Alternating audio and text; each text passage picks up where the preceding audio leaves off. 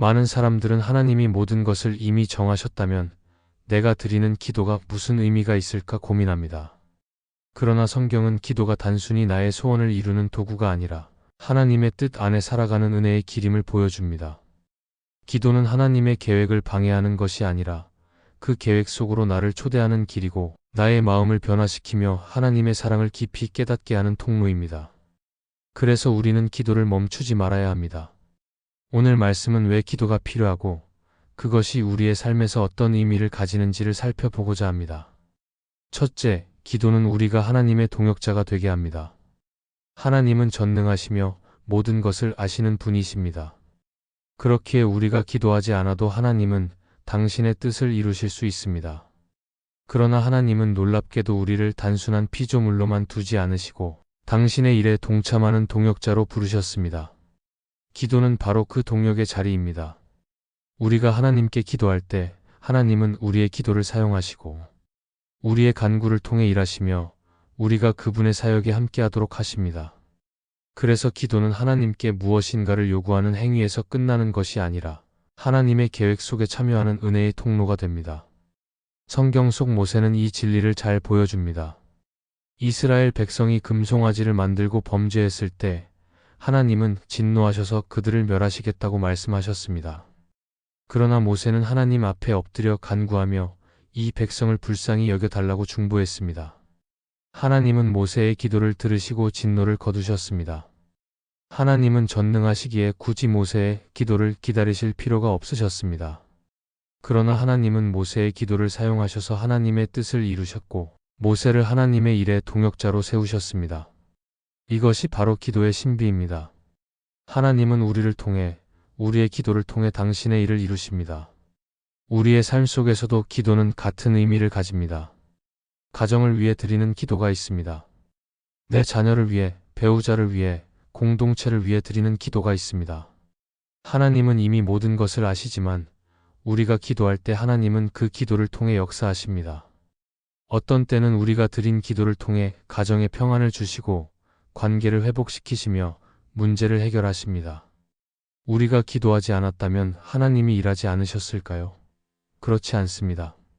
그러나 하나님은 우리의 기도를 사용하시고 우리를 동역자로 세워 당신의 일을 함께 이루기를 기뻐하십니다. 기도는 우리의 신앙을 더욱 성숙하게 합니다. 내가 기도할 때 하나님은 단순히 응답만 하시는 것이 아니라 내 마음을 바꾸고 하나님의 뜻에 맞게 조율하십니다. 그래서 기도하는 사람은 점점 하나님의 마음을 알게 되고 하나님의 시각으로 세상을 보게 됩니다. 이것이 바로 동역자의 삶입니다. 하나님은 일방적으로 당신의 뜻을 이루시는 분이 아니라 우리의 기도를 통해 우리를 성장시키고 성숙하게 하십니다. 또한 기도는 우리의 한계를 인정하는 행위입니다. 우리는 능력이 부족하고 지혜가 없지만 기도를 통해 전능하신 하나님과 연결됩니다. 내가 기도할 때 하나님은 내 부족함을 채우시고 내 작은 목소리를 사용하셔서 큰 일을 이루십니다. 이것은 내가 하나님과 함께 일하는 특별한 경험이 되며 나를 하나님의 동역자로 세워주십니다. 결국 기도는 단순히 무엇을 얻기 위해서가 아니라 하나님과 함께 하나님의 뜻을 이루어 가는 자리입니다.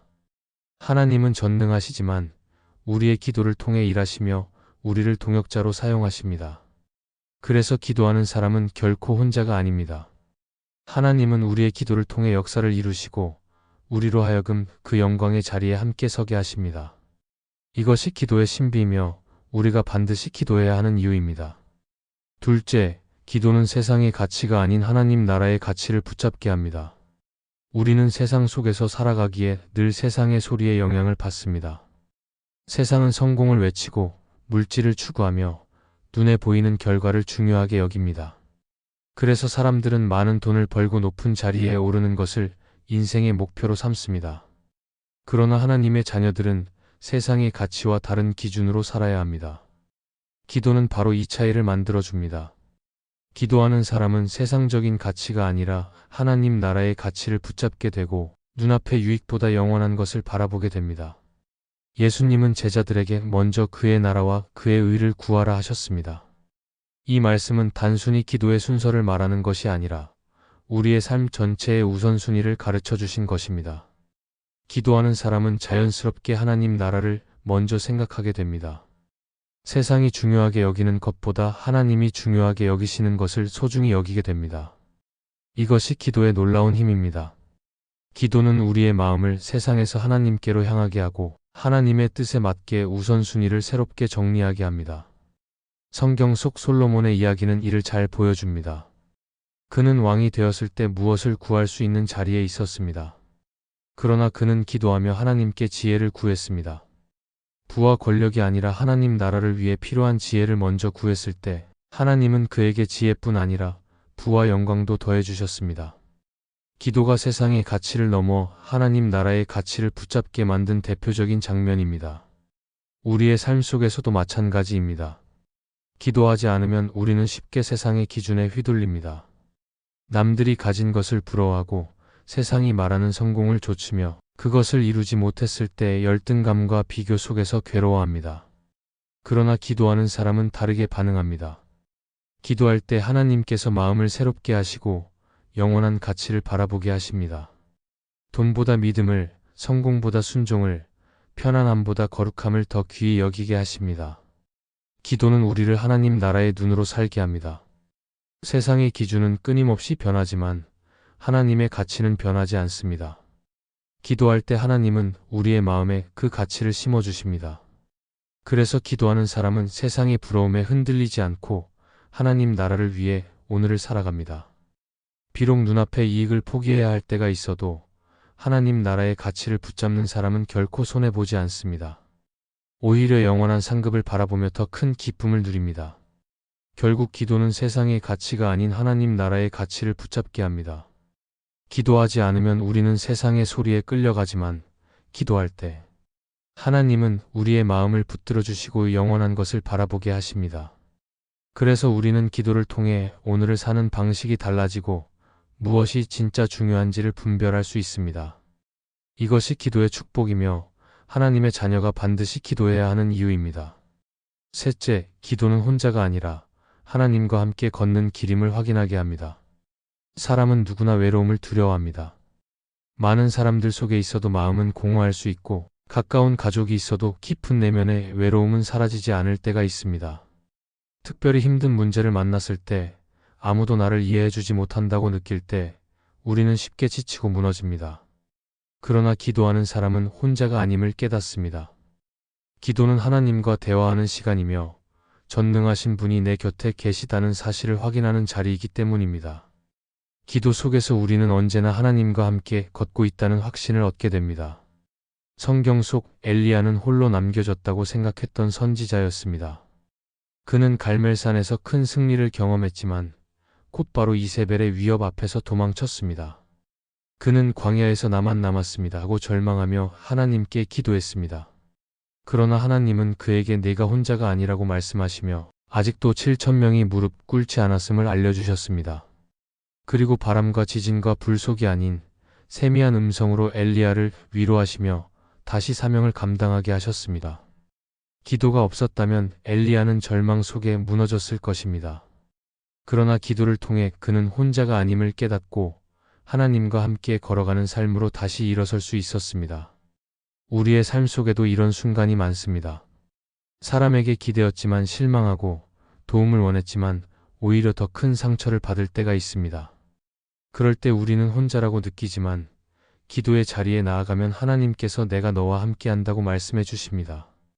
눈에 보이는 환경은 여전히 같을지라도 기도하는 순간 마음은 달라집니다. 하나님이 곁에 계시다는 확신은 우리의 가장 큰 힘이 됩니다. 기도는 단순히 문제 해결을 구하는 자리가 아니라 동행을 확인하는 자리입니다.